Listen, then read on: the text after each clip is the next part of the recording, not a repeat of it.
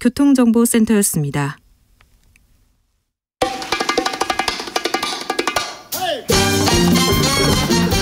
지금 우리가 꼭 알아야 할 뉴스, 평범하지 않게 선입견 버리고 깊고 넓게 분석해 드립니다.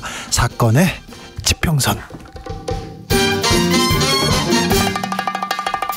사건의 지평선 함께합니다. 주진우 라이브 이슈팀장 김한 한겨레 기자. 안녕하세요.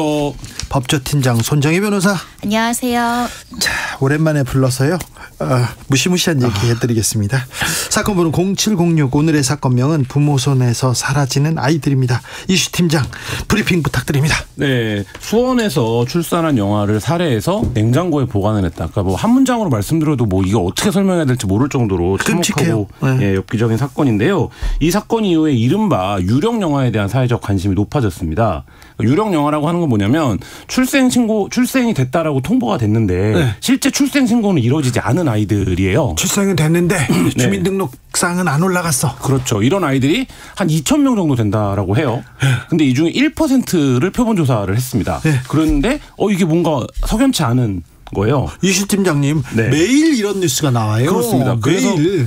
처음에는 한 200여 건 정도가 이상하다. 그래서 조사를 해봐야 된다고 했는데 오늘자 보도를 보면 598건까지 확대가 됐습니다. 그러니까 이게 시민의 한 명으로서 이게 우리 사회가 감당할 수 있는 숫자인지 좀 두려움마저 드는데요. 그러니까 지금 보면 그 하루 사이에 200여 건이 늘어났어요. 이 미신고 사건이. 근데 지금도 아직 전수조사가 완료되지 않은 상황이거든요. 그러니까 이제 계속 시간이 지나면서 이제 숫자가 늘어날 것으로 보이고 이 598건에 대해서 경찰이 지금 수사나 이건전 조사를 벌이고 있는데 소재 확인 중인 소재 파악이 아직 안 된 영아가 540명입니다. 지난 8년 동안 유령 아동 2,000명 넘습니다. 네. 그중에 상당수가 굉장히 석연치 않게 어찌 보면 또 살인과 관련해서 이렇게 사라지는 이런 일입니다. 그러니까 지금 이 500 확인된 아동 중에 숨진 아동이 23명이거든요. 근데 이 23명에서 이제 비율을 보면 뭔가 수사가 필요하다고 하는 게 10건이고요. 종결한 사건은 13건이에요. 그러니까 이 종결 사건은 출생한 직후에 질병이나 여러 가지 이유로 이제 사망할 수 있잖아요. 뭐 이제 이런 것으로 보이는데 그렇다고 하면 지금 이제 수사돼야 되는 건수가 수백여 건에 달할 수 있다. 뭐 이렇게 지금 보여집니다.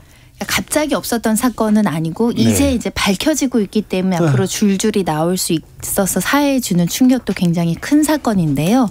전부 다 이렇게 강력범죄로 연결되어 있지는 않을 것 같고 일부는 이제 외국인 노동자들이 와서 출산했다가 본국으로 갈 때 관련한 행정 절차 안 하고 가신 사람들, 또 베이비박스에 이제 두고 가신 분들, 또 일부는 여러 가지 이유로 이제 뭐 도망 다니는 가족들이 좀 있거든요. 채무 문제나 여러 가지 다양한 가능성이 있을 수 있는데 우리 사회를 경악하게 하는 건 이제 살인하고 이제 은폐하고 유기했던 사건들이 계속 지금 등장하고 있어서 정말 진짜 어떻게 보면 피덩이라고 보통 애들이 이야기하는데 이런 영아들한테 정말 우리 사회에서 보호해주지 못해서 정말 끔찍하게 미안한 사건들입니다. 영아 살해다 이렇게 얘기를 하지만 사실 살인 아닙니까? 사실은 영아 살해죄를 폐지해야 된다는 논의가 굉장히 오래전부터 있었고요. 사실은 영아 살해죄는 70년 전부터 있었던 건데 예를 들면 우리 전쟁 때 아이를 낳으면 도저히 키울 수 없는 여러 가지 경제적으로 어렵고 굶어 죽는 사람들이 나왔을 때 혼자서 미혼마가 어떻게 도저히 할 수 없는 정신적인 공황 상태에 비추어서 분만 중이거나 분만 직후에 아이를 살해하는 경우에 한해서 이제 굉장히 감형을 해주는 규정인데 문제는 이 영아 살해죄가 적용되는 것이 지금 현재 시대에서는 미혼모들, 이제 미혼모들 10대 청소년들이 이제 부모 몰래 낳다가 이런 범죄를 했을 때 굉장히 감형을 해주는데요. 그 양형들을 보면 집행유예 사례들이 굉장히 많고요. 실형도 1, 2년, 3년 안쪽이다 보니까 같은 생명인데 말 못하는 아이들이라고 주민번호 없는 아이들이라고 너무 생명권이 경시되는 거 아니냐라는 지적은 계속 있습니다. 생후 1일 된 딸 안매장한 친모 아기 인형 들고 현장 검증 나서다. 이거 저는 제목도 읽기 지금 매우 고통스럽습니다. 전국을 가리지 않고 지금 사건들 알려지지 않았던 이게 암수범죄가 될 가능성이 굉장히 높았던 사건들인데 밝혀지고 있습니다. 매일 이런 뉴스가 나오기 때문에 저희가 저희 뉴스에서는 전해드리지 않았는데 한번 정리하고 그리고 사회적으로 한번 고민해 볼 대목이 많아서요. 좀 괴로우시더라도 조금만 들어주세요. 자, 김한 기자. 네. 어떤 사건이 많죠 지금? 네, 지금 뭐 일일이 말씀드리기도 참혹할 정도로 많은데요. 거제에서 사실혼 관계인 부부가 영화를 안매장했던 사건이 있었습니다. 사실이 밝혀졌죠. 네. 그러니까 이게 이제 왜 살해를 했냐라고 했더니 양가 부모가 알 경우에 경제적 형편도 어렵고 한데 서로 헤어지라고 할 것 같아서 이런 범행을 저질렀다. 라고 이제 진술을 했고, 이 아이 엄마에게 충격적인 건 숨진 아이 이외에도 3명의 아이가 더 있었다는 거예요. 더 있었어요? 네, 이 아이들은 지금 안전한지 여부도 경찰이 지금 수사를 벌이고 있는 중이고요. 아이고. 진주에서도 유령아동으로 의심되는 안매장 사례가 이제 발생을 했습니다.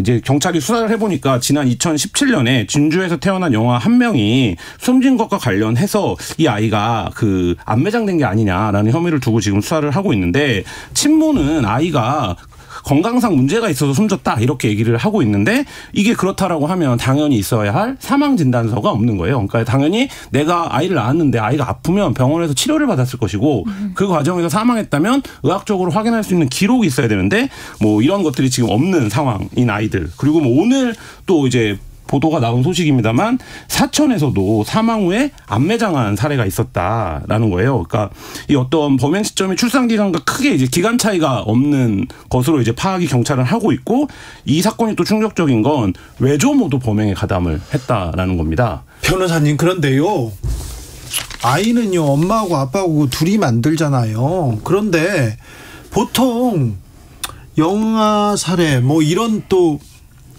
안매장 이런 사건 있지 않습니까? 엄마가 혼자 책임지는 걸로 나오거나 엄마만 처벌받는데 이거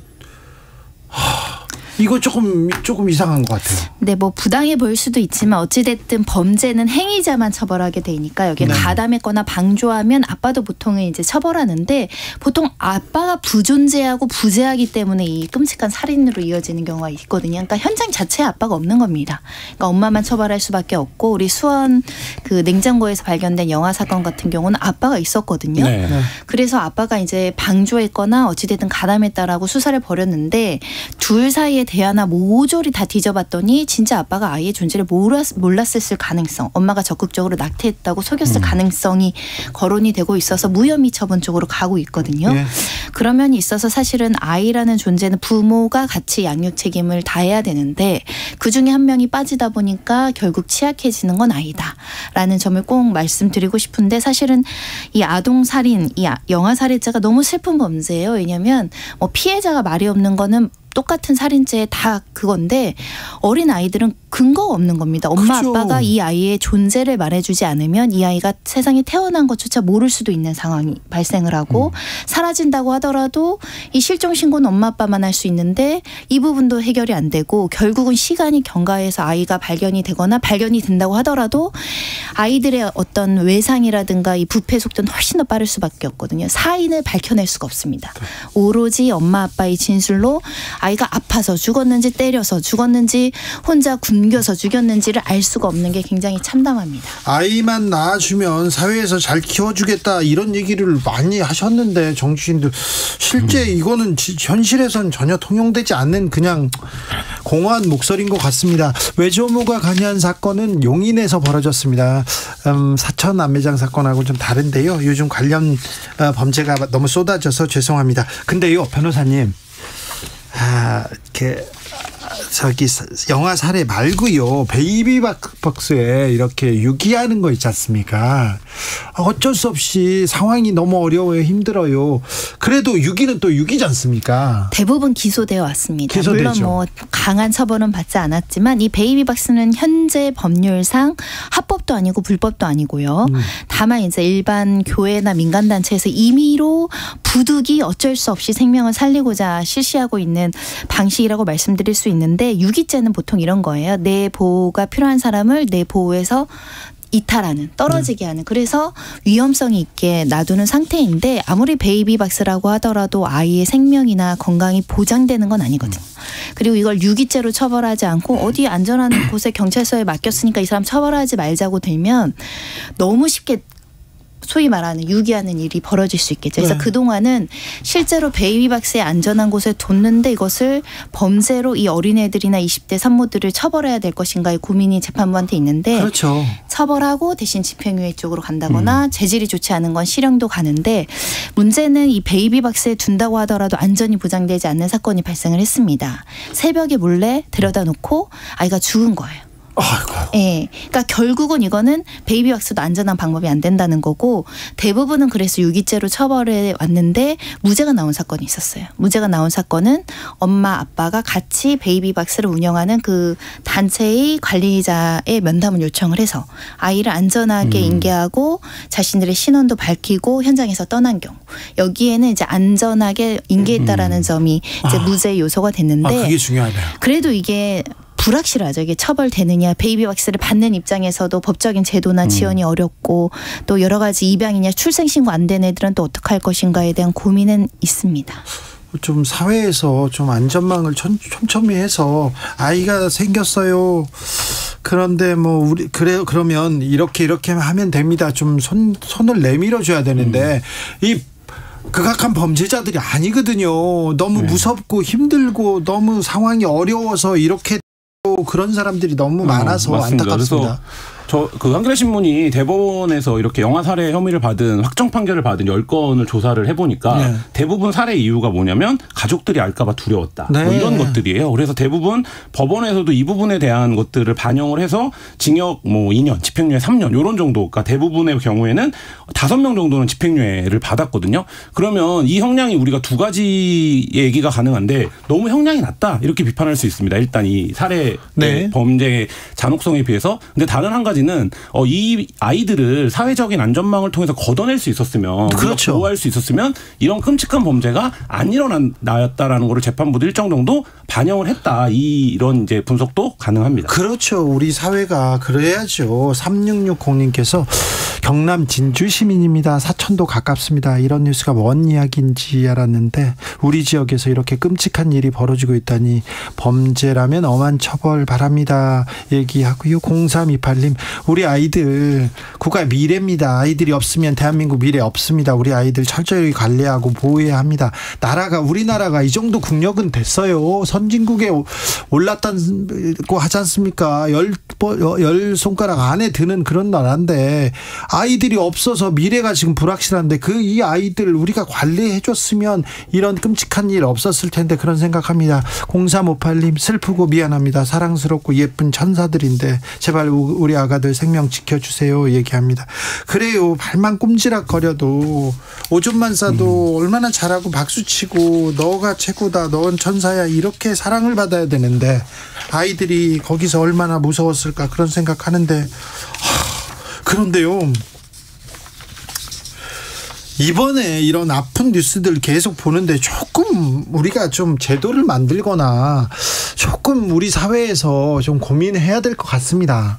지금 국회에서 통과된 게 일단 출생통보제 그렇게 이제 빨리 통과돼야 된다라는 목소리가 높았는데 이제야 이제 통보가 됐고요. 왜 지금껏 안 했어요? 의료계의 반대가 있었던 상황이고요. 일부 시민단체도 반대를 했던 것이 지금 이렇게 전수조사가 가능했던 거는 우리가 비형 간염을 태어나자마자 하루 안에 맞춰야 되거든요. 그래서 임시 신생아 번호라는 걸 부여를 해요. 아하. 그 번호를 지금 전수조사를 하는 건데 거의 99%는 병원에서 났잖아요. 네. 그러니까 출생신고가 누락돼서 학대당하는 애들을 방지하려면 출생을 받는 병원에서 다이렉트로 출생신고를 하면 되잖아요. 그렇죠. 그게 출생통보제입니다. 지금은 부모 중에 한 명이 가서 나중에 신고를 해야 되는데 이제 병원에서 다이렉트로 정보를 넘기면 신고가 누락되는 일이 없으니까요. 근데 의료계는 첫 번째 행정 부담이 굉장히 커지고 두 번째 그럼 진짜 내가 애를 낳은 거를 숨기고 싶고 출생신고를 안 하려는 처음부터 계획적인 엄마들은 아예 병원에서 출산 안 하는 또 이런 게 있죠.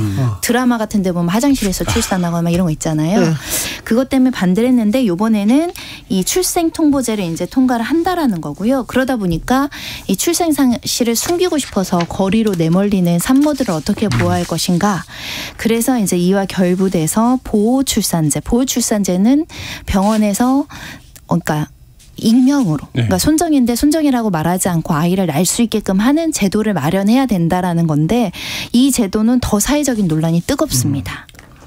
익명출산제 같은 경우에 저도 뭐 토론회를 취재해 본 적이 있는데 사실 찬성하는 분들 반대하는 분들 모두 논리에 어느 정도 합리성들이 있어요. 그러니까 왜냐하면 부모의 신원을 숨길 수 있을 경우에 아이를 키워야 한다는 어떤 사회적 책임이나 윤리를 너무 쉽게 버릴 수 있다. 당시에 그러니까 그 아이를 출산할 당시의 경제적 상황이나 여건 때문에 너무 쉽게 이제 아이에 대한 양육을 포기하는 부작용을 낳을 수 있다. 이런 이제 비판도 있거든요. 다만 근데 우리가 지금 가장 우선시해야 될 게 뭔가를 놓고 생각을 해본다면 어떤 제도가 하나가 이제 불완전할 수 있지만 그 제도를 통해서 생명을 구할 수 있다 바로 네. 라고 한다면 그 뭐 여러 가지 예상되는 부작용들을 줄일 수 있는 또 다른 방안을 마련하고라도 그런 부분들을 이제 추진해야 되는 게 아니냐라는 이제 주장이 이번 사건을 계기로 해서 나오고 있고요. 그래서 이제 보건복지부에서도 보호출산제가 조속히 입법될 수 있도록 정부에서 이제 노력을 하겠다라는 입장을 발표를 했는데 이 부분도 상당히 좀 진전된 입장입니다. 이 사건이 던진 충격이 워낙 컸기 때문에 네. 보건복지부 차원에서도 이제 출생 통보제뿐만 아니라 보호출산제까지도 도입을 적극 검토하겠다, 추진하겠다 이렇게 지금 밝히고 있는 상황입니다. 사실 생활고 때문에 이런 좀 극단적인 판단을 하시는 분도 많은데 출생 신고만 하면 네. 엄마한테 뭐 많은 지원이 간다던가 보조금을 준다던가 그러면 일단은 좀 생각을 미룰 수도 있지 않을까 그런 생각을 저는 해봅니다. 그래서 이런 제도도 중요하지만 근본적으로는 미혼모 지원이 강화돼야 된다라는 목소리가 많죠. 맞아요. 그냥 부모가 있어도 아이를 낳는다는 건 인생에서 너무나 큰 대변혁, 대전환점이라고 할 수 있을 만큼 중대한 결정인데 그걸 어린 아이들이 혼자서 보통 영아 유기 사건은 대부분 10대, 20대, 네. 30대 초반이 지금 범죄자로 지금 처벌되고 있는 형편이거든요. 네. 경제적 능력이 없고 지원을 받을 수 없고 특히 이제 임신 사실을 모르고 있다가 나중에 낙태 시기를 놓치거나 이런 경우들이 꽤 많아서 지원이 절실하다. 그리고 육아 지원도 굉장히 절실한데 믿고 맡길 수 있는 소위 말하는 고아원이 얼마나 많고 또 얼마나 전폭적인 지원이 있겠어요. 이 부분이 먼저 해결돼야 이렇게 이제 버려지는 아이들이 줄 수 있다라는 점을 말씀드리고 실제로 대법원에서 확정 판결을 받은 엄마들 그러니까 이 영화 살해 혐의로 보면 뭐 19살, 24살, 27살 뭐 이런 나이들입니다. 그러니까요. 근데 이유가 뭐냐면 19살 이제 임신했던 기혁 씨는 가족들에게 술집에서 남편을 우연히 만나서 아이를 갖게 됐는데 이 남자를 찾을 수 없고 가족들이 이 사실을 알게 될까봐를 살해했다라는 이유로 얘기를 하고 있고 27살의 니은 씨 같은 경우도 친아빠를 가 누군지를 모르는 거예요. 그러니까 본인이 혼자 이걸 감당할 수 없다라고 이제 판단을 해서 범죄를 저질렀다라고 진술을 했는데 지금 이제 말씀하신 것처럼 그럼에도 불구하고 이 여성들에게 사회적 지원이나 이 아이를 키울 수 있는 제도적인 장치가 있었다라면 그렇죠. 이런 끔찍한 일까지는 가지 않았겠다 이런 생각도 듭니다. 외국에서는요 그런 경우 제 친구도 그런 경우가 있었어요. 임신을 했는데 아빠가 누구인지 모른대요. 네. 살다 보면 또 술을 많이 먹고 뭐 이런 이런 게 있을 수 있죠. 야 그걸 몰라? 그러니까 좀 그래 내가 좀 그렇잖아 그러면서 얘기를 하는데 당당해요. 전혀 그리고 맘마미아 영화도 그런 소재죠. 아빠가 후보자가 3-4명이. 네. 그게 잘못이 네. 그래서 일단은 외국에서는 보호 출산제, 뭐 실내 출산제라고도 하고 익명 출산제라고 하고도 독일, 프랑스 운영되고 있는데요. 일단 익명으로 하고자 하면 익명을 보장을 해줘요. 다만 근데 아이도 친모를 알 권리가 있어야 되잖아요. 그걸 이제 재판을 통해서 열람 여부를 허가하는 그런 제도를 채택하고 있습니다. 네, 알겠습니다. 저출산 고령사회위원회 부위원장을 지냈던 나경원 전 의원이 있는데 그분은 지금 뭐 하고 있나? 그분은 갑자기 이렇게 당대표 될 것 같으니까 이렇게 어떻게 이제 지금은 그래서 저출생 대책 저출산 고령사회위원회에서 잘 짜고 있나 이런 생각도 좀 듭니다. 7910님께서 미혼모나 미혼부가 사회의 눈치를 보지 않아도 될 사회적 안전장치 강화해야 됩니다. 그렇습니다. 권장할 일은 아니지만 좀 고심해야 될 일인 맞지만 또 크게 범죄도 아니잖아요. 애가 생기는 거. 그러니까 이 부분 사회에서 조금 더 따뜻한 시선으로 바라봐야 됩니다. 5927님 퇴근길 버스 안에서 주진우 라이브 듣고 있습니다. 요즘 영화 살해 사건 접하면서 부모의 입장에서 도저히 이해가 되지 않습니다. 아이들이 무슨 죄가 있어서 세상 빛도 보지 못한 채 생을 마감해야 하는지 안타깝기만 합니다. 우리 사회 안에서 우리 어린들이 꼭 책임져야 합니다. 우리 어른들이 우리 사회가 책임져야 될 문제입니다. 지금껏 너무 개인한테 이렇게 밀어놨어요. 너무 어린 분들한테도. 그래서 지금 사건 이후에 형량을 살인죄를 적용해야 된다. 그러니까 이게 형법 250조, 251조 이렇게 나눠져 있거든요. 그래서 형량 굉장히 낮게 주는데 그걸 없애야 된다는 여론과 함께 말씀하신 대로 태어난 아이들을 제도적으로 지원할 수 있는 장치가 더 꼼꼼하고 신뢰할 수 있어야 된다. 이런 얘기도 같이 나오고 있습니다. 지금은 또 사회적으로 관심이 모여져 있으니까 이럴 때 막 국회에서 몇 발짝 휙 나가야 되는데 그거 안 하고 또 다른 거 하고 있어가지고. 프랑스에서 매년 600명이 익명 출산제로 탄생한다는 거예요. 네. 우리나라도 한 명이라도 더 신생아를 보호할 수 있도록 맞습니다. 진짜 국회에서 노력하셔야 됩니다. 생명이잖아요. 네. 얼마나 이 한 생명이 태어나기 위해서 온 우주가 막 움직여서 만들었는데 이 아까운 생명을 이렇게 부모 손에서 사라지게 만든다. 이거는 좀 너무 아픈 현실이고요. 우리가 빨리 극복해야 되고 빨리. 예, 2014년도에 부산에서 유사한 사건이 있어서 그때도 굉장히 좀 비판이 있었거든요. 근데 그 이후에 별로 달라진 게 없다가 거의 10년여가 흘렀다라는 거를 저도 이제 기자를 하면서 좀 반성하게 되는 대목입니다. 몇 발짝 더 나가야 됩니다. 김한, 손정혜 두 분 감사합니다. 네, 감사합니다.